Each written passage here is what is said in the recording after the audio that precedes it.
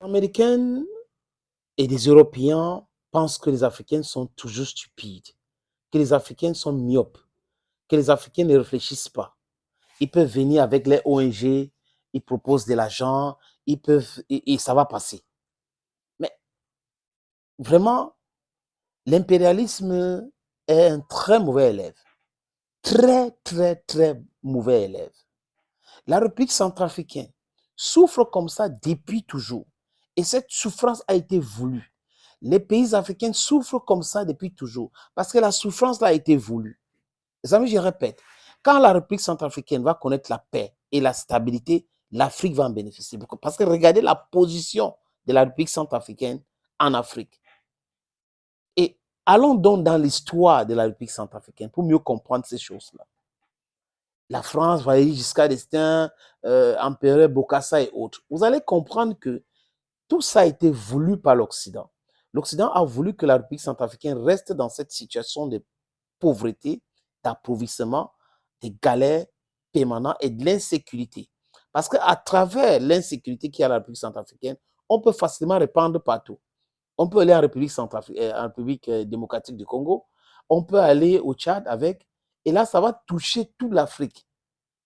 Toutes ces zones-là, Afrique australe, Afrique centrale, Afrique de l'Ouest, ça va toucher facilement. Donc, il faut que la République centrafricaine reste dans l'insécurité. Et les dirigeants actuels, honnêtement, les amis, ils sont en train de faire de leur mieux pour pouvoir stabiliser ces pays-là. Mais ils sont combattus par l'impérialisme qui met assez de moyens financiers, les amis, pour pouvoir continuer à déstabiliser la République centrafricaine.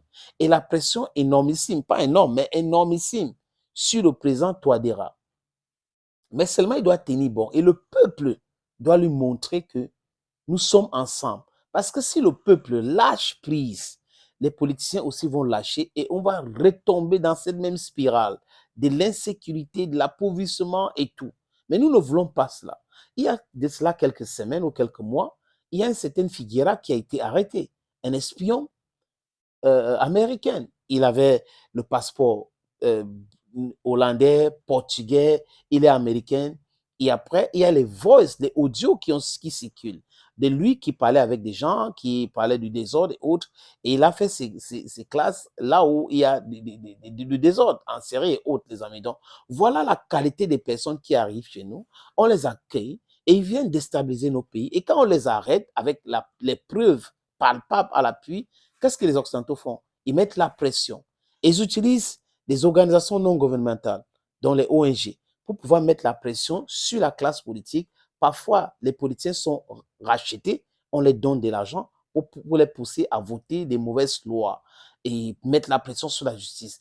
Les mêmes méthodes. C'est pour cette raison que je dis que l'impérialisme est un mauvais élève. Il ne change pas les méthodes. Il ne se rend pas compte que les Africains aujourd'hui sont euh, au courant des différentes méthodes qu'ils utilisent. We are outnumbered today. We are educated politically. En République centrafricaine, la jeunesse est éduquée politiquement.